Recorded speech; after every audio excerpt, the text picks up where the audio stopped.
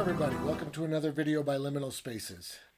So today we're going to talk about Star Trek Strange New Worlds Season 2, Episode 5, called Charades. This is the episode where Spock becomes human, and it's a really bad time for that to happen because he is about to have probably the most important dinner ceremony of his life, where he meets his fiance's parents and he has to impress them, basically. And of course, because they're Vulcan, it's a very strict ritual. And if he's human, he's going to have a very hard time with steps in this ritual. And they really play the comedy in this episode. And I kind of think that's the reason I don't love it as much as I could. There is another episode from the original series where Spock gets emotions. It's the episode where the flower shoots the spores at him and he gains emotions and he falls in love with a woman and he kind of decides that he doesn't want to be part of a starship crew. He wants to stay here, but then in the end he realizes that he needs to be with the crew on the ship. And it's kind of sad and poignant and interesting. And it's played very seriously. There's crazy moments in it. There's a moment where Spock is hanging upside down from a tree, right? He's just got his legs looped over a branch and he's just swinging there, having fun. And you never get to see Spock like that, right? But they don't play that stuff for comedy. Kirk finds him and he is genuinely angry with him because he's shirking his duty. This version of that is really weird because they really just go for the jokes. And that makes it kind of difficult to watch, for one. It's kind of cringy and strange. It comes from the writing, right? The episode is written to be a comedy. So that's a big start to it. And they did this earlier. I believe the reason they felt like this might work is because they did the earlier Spock comedy show where he switched bodies with his wife, which has a lot of funny, interesting, cool moments, but they're Vulcan. So the humor is based on their characters, not simply based on this weird, wacky thing that we've never seen before. Giving Spock emotions in this episode, they basically make him a 14-year-old. Like he's out there, he's gone. And that kind of stuff doesn't make a lot of sense to me because, for starters, Vulcans have much stronger emotions than humans do. So that's why they work on trying to suppress them. So honestly, if a Vulcan becomes human, it should be a massive relief for them. For him to be able to relax a little bit and just keep these human emotions under control should be not much of a task, to be honest. On top of that, Spock has had emotions for this entire season. At the end, I think it was at the end of season 1, he had to let his emotions out in order to make the Gorn chase him. So he broke down his own walls, and now his emotions just flow free. And he's been struggling with that since the beginning of the season. Now, at the beginning of this episode, he's actually feeling pretty good because Mbenga has given him some drugs that help him suppress his emotion. So he's able to kind of feel like himself. So, of course, becoming human, while a really big deal and a very strange thing to happen, shouldn't be too bad. He should be able to kind of keep his emotions in check. He still should be able to take the drugs. And I do understand that it's possible that the specific drugs he was given only work on Vulcans, right? They might need a different drug for humans. But that shouldn't be a problem at all. I feel like we literally have those drugs today. If there are people who are always very anxious and emotional, and there are drugs that they can take that just help them relax, of course. It shouldn't be a big deal. This episode just didn't really work well for me. There's a couple specific moments that I kind of want to point out where I feel like it really goes off the rails. One of them is he has to do a mind meld. Now, he's trying to fake it, and he's terrible at it, which makes total sense, right? Vulcans don't lie. And now here he is having to lie about everything because he wants to impress his fiance's parents. So he's a mess, and that makes sense. But he tries to do this mind meld, and he gives the line reading, "My mind to your mind." Pounding those two words like that, I can see how technically that's probably kind of silly and funny, I guess, but I have no clue why he chose to do it that way. And it probably was written in the script like that. I'll bet the writer literally typed in bold mind and mind. You know, Somehow something broke down and the performance just isn't where it normally is. I mean, this actor's fantastic. He's the only other person I've seen play Spock, aside from Leonard Nimoy, that I actually buy as Spock. And I don't think there's been very many Spocks, but there's been at least one other. And that guy's a great actor too, but that was not Spock for me. That whole other J.J. Abrams thing is not really for me. J.J. Abrams. J.J. Abrams should probably do Star Wars, but this guy is good. He's a really good actor, but putting him in these awkward situations, it's just really kind of hard to watch. There's another moment where they're all sitting around a table and one of them tells a joke. And Spock starts busting up laughing, which once again makes total sense. He's got emotions now. But he punches the woman sitting next to him. And it kind of hurts her. And she reacts like, ah. And then the other women, it's all women at the table with Spock. The other women at the table start kind of feeling really weird as well, a little bit nervous, and it just really is just, they're just crazy choices. It's really hard to watch. It doesn't make a lot of sense because we already love Spock. We don't need to see Spock not be Spock to appreciate Spock. We appreciate Spock right now. What they honestly should have done, I believe, is they should have made the crew like human Spock more. And I know that's a crazy thing to say, but except for Nurse Chapel.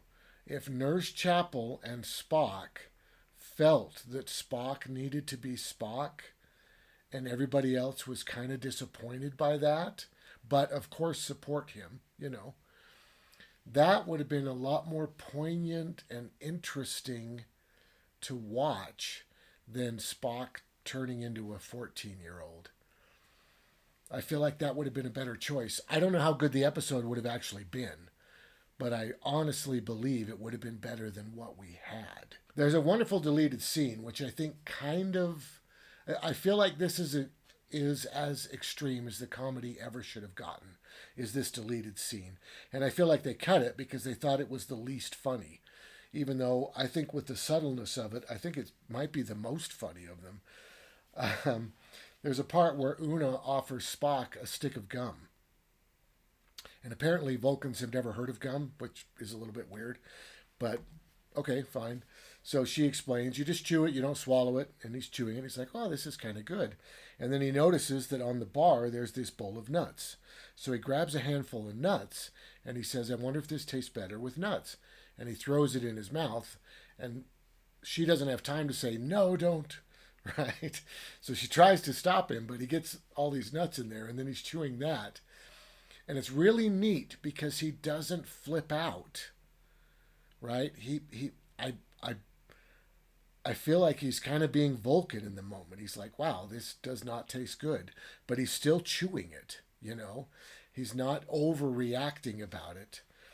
And then he's like, I wonder if a pickle would fix it. And he puts a pickle in his mouth. And she's like, no. And he chews that, and of course it's horrible. And he's like, no, that did not fix it. And he's just sitting there chewing this terrible mess that he's got in his mouth.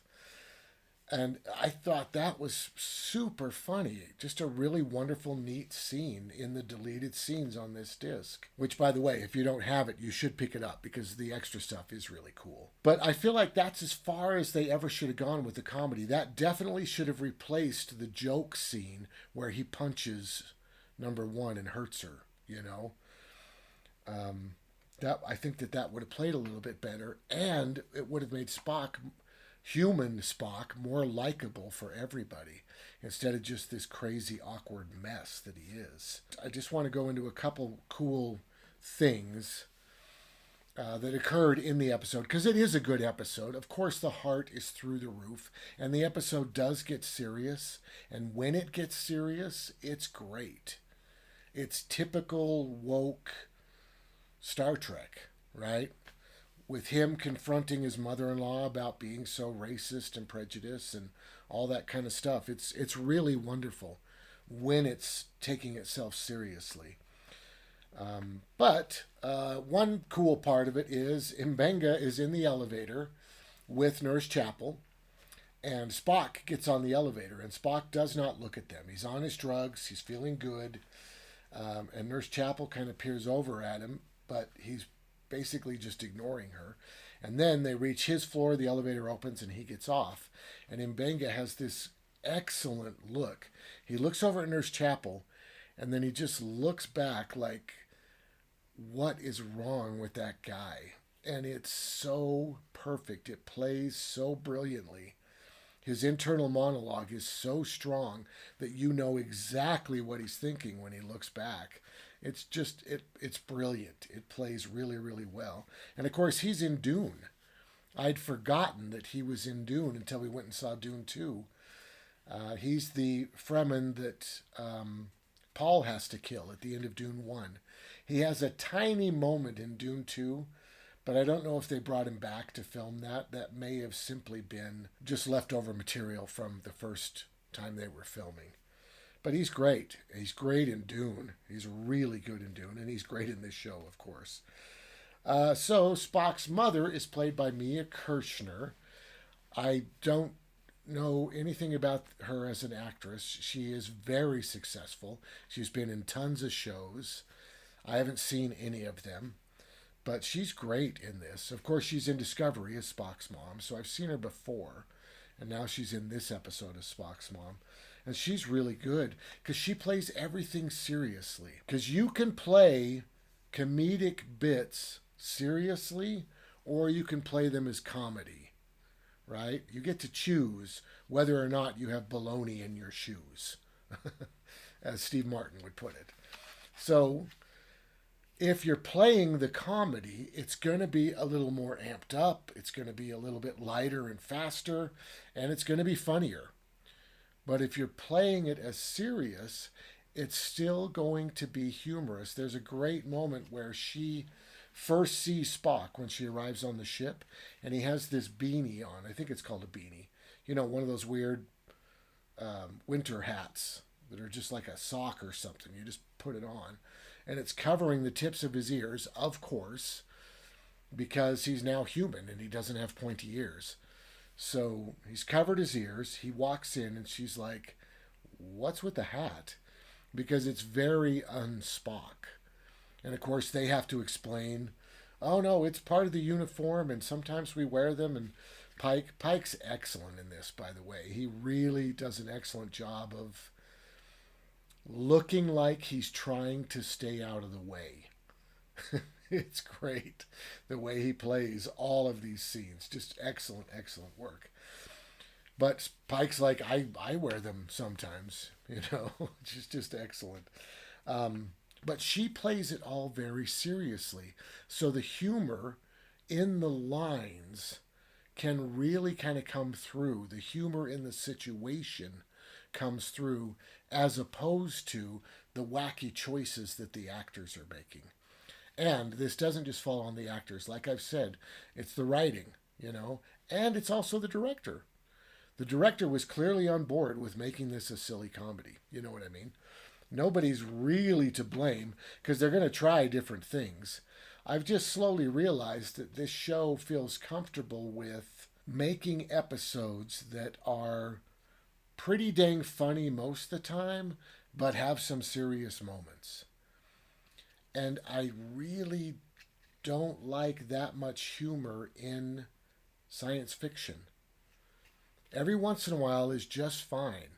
You know, there's nothing wrong with The Hitchhiker's Guide to the Galaxy if you're in the mood for it. But if you're not in the mood for that, then you need some sci fi, you know? And it's kind of done a disservice to the Vulcans, too. That's another weird part of this. She's playing it so wonderfully seriously. But then you've got, I think it's T'Preen. You got her, and her parents are crazy. Her parents are out there. And Vulcans, back from the original series, Vulcans are these insane beasts that have a ton more emotion than any humans. And they grow up on a lava planet. And they nearly destroy themselves. So they try to internalize all of that stuff. And it makes them into these hardened, strange creatures that you never know what's going to come out. We don't know the Vulcan rules, right? Vulcans are aliens. If you say something wrong, you might end up fighting your best friend to the death, right? I mean, that's literally what happens to Spock and Kirk. When Spock goes to the planet to meet his fiancée again, and she's mad at him for choosing Starfleet over her, she says, "I'm not marrying you. I'm challenging you to a duel." And he's like, "Okay, choose your champion." And she chooses Kirk. And they fight, you know? That's Vulcans. Vulcans are scary and weird and alien. And of course, they can come off as snobby or above everything else. But it's because they're holding everything in so hard. And I really like that. I really enjoy that idea of a Vulcan. Leonard Nimoy does such an amazing job of being able to be on the edge when he needs to. Not being funny, but being right on the edge of having a big problem, but holding it in. It's excellent. And that's the writing, and that's the directing, and it's the acting, you know? But when they just kind of make a mockery of it, like this one, like T'Pree's mom is, well, she's just flat out racist. I mean, she doesn't care. She's probably, honestly, she's probably the most human person in the entire episode. You know, I mean, she's just throwing it out there, and it really makes it base, and there's no power to Vulcans. I think that all of this kind of started, and I'd have to really look into it, but I think it all kind of started in Enterprise. Because first contact was made with Earthlings by Vulcans. They're the first aliens we met. So we had to work with the Vulcans in order to kind of get ourselves together as a culture so that we could get out into the universe and join Starfleet. So we worked very closely with Vulcans, and because they wanted to generate internal conflict for Enterprise, they weren't going with outside conflict, which is what Star Trek needs. Star Trek needs outside conflict, not inside conflict. And this whole episode is inside conflict. But they made the relationship between humans and Vulcans very tenuous, right? It was a problem. They invented the idea that humans stank to Vulcans. That any time a Vulcan came around a human, they had to swab their nose or some weird thing so they didn't have to smell the stench of humans, which is not the reason Vulcans are an intense, crazy mess. Because the room stinks. That's not That is not right, you know. It's just a really bizarre choice. And of course, Star Trek wants to deal with racism and it wants to deal with judging others. And I'm totally cool with that, but it needs to be outside the ship. You know, probably the best episode they have of it, of course, is the episode where the guy has half a black face and half a white face. And he's chasing the other guy who has half a white face and half a black face, right? So they hate each other because they're different than each other. And it's all external, which is the way it needs to be. The crew handles themselves beautifully. It's these aliens from the outside that are wreaking havoc, you know? That's Star Trek. And bringing it internal, I just want to point these things out because I don't want this to become a habit for them. I want them to understand that we want to meet crazy aliens. We want to. And we want to see the crew of the Enterprise deal with crazy aliens. That's Star Trek. We want to go to strange new worlds. So, yeah, the parents, and they're both excellent actors. The mom's great. She does a great job of the crazy crap that she's handed that she has to do. And the husband has it even harder. It's this really weird role where he clearly wants to break out and be himself, but he does everything that his wife says out of love and respect or whatever, you know. But it's just so weird. I don't get, and I don't know where it's coming from. Like I wonder, are these writers older writers? Are they older than me? Which is possible, right? It could be all boomers writing these shows, which would be fine, of course. Growing up with Star Trek, of course, you know. But sometimes you miss the mark, of course. And this episode, I think, is an example of that. And it could also be that they're all 20-year-olds. I don't know. I don't know where this is coming from. But I feel like it's really sapping the power of Star Trek, which I hate to say. I want it to be, it doesn't have to be this way every time, but I want it to be serious. And I want it to have ramifications. I want decisions to be made, you know. But there is a B story in this, of course. Nurse Chapel, she is trying to get Spock fixed to make him back into Vulcan. And I really love that they play it in a way. This is kind of where I get the idea, of course, that I want the crew to like Spock better as a human. They play it in the way that Nurse Chapel and Spock really kind of hit it off when he's a human. There's a great scene in the hallway where he hugs her because he feels like she needed a hug, and she's kind of impressed by that, and it's a little bit awkward, but it's funny, and you know they do some neat things with it. And in the end, she's the one that chooses. I believe they play it that he's about to confess his love, I think. Right? He starts babbling to her about how he feels about her, and she gives him the shot before he can finish the sentence. And he becomes Spock again. So it's really kind of neat to see her make that choice. And it would have been even better. She probably should have liked him better too. I think it would have been a really poignant, interesting episode if human Spock just hit it off with everybody. Everybody loved human Spock, and they were probably considering trying to keep it this way. But then something comes up, and they realize that they need Spock. And he needs to come back. And that might be close to the flower episode, to be perfectly honest with you. I haven't seen that episode for years now.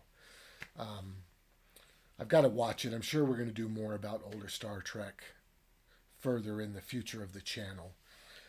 But I've got to watch it again, because that's probably what happens in that episode is he has to go back, or else everybody's going to die or something crazy like that.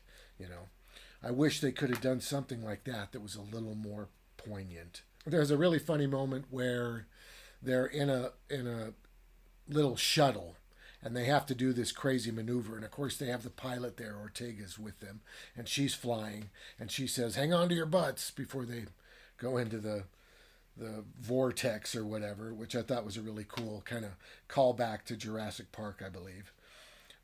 There's a weird moment where Spock's in the bathroom and he's trying to get his composure together, and he looks at himself in the mirror and the camera is sideways.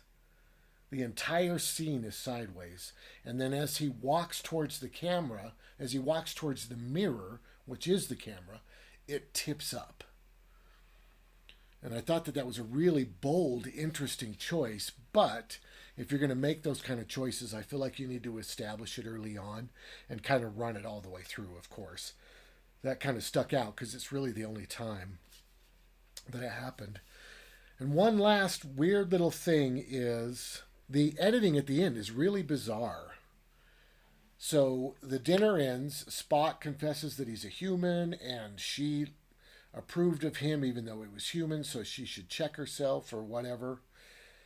And then it cuts to Spock and Pike having a drink together, and Spock is explaining that he's had a crazy day, and Pike is like, "I'm going to commiserate with you. Let's sit down together, let's drink, let's just chill together." Then it cuts to him saying goodbye to his mom.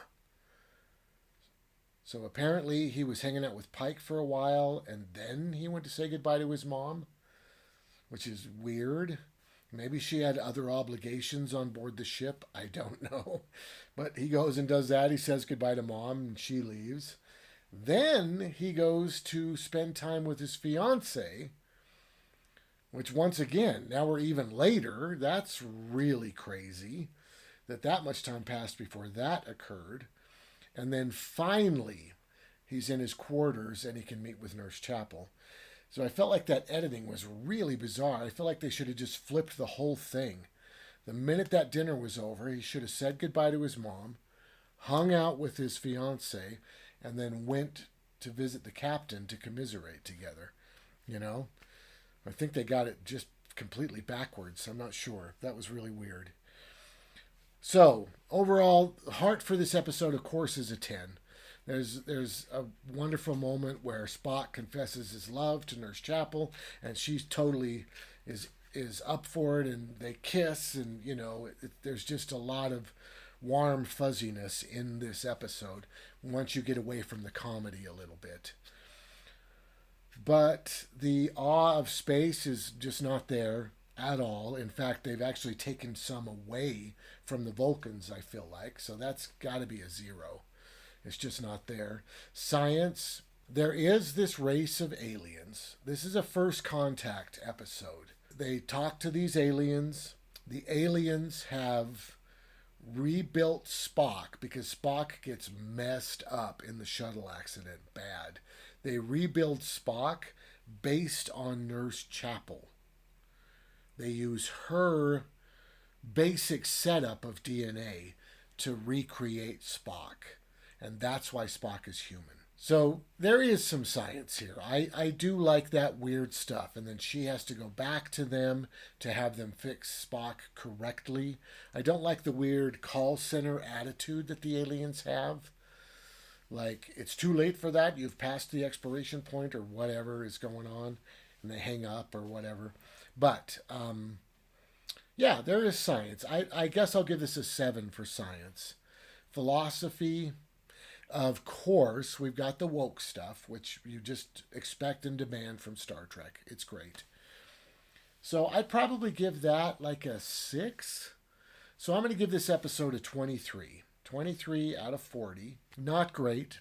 Overall, I think I'll give it a 6, I guess. It's got some fun moments, and it's got some serious moments, but the whole thing together is just kind of awkward and bizarre. All right, thank you so much for watching. Hopefully the next episode will be more fun. Sorry, this one was kind of a downer. It's got to happen every once in a while, And also, the point of talking about these is to point up the good and the bad, So being balanced is actually probably the best place for it to be to make a video on. If it's just incredible, then of course I want to talk about it, but I'm just going to blab about how incredible it is. And if it's not great, it's going to be like this one, where I just sort of blab about how not great it is. But if you like it, subscribe, because we got a ton more coming. We got a ton in the past. And make sure to hit the like button if you enjoyed it. And have a great day.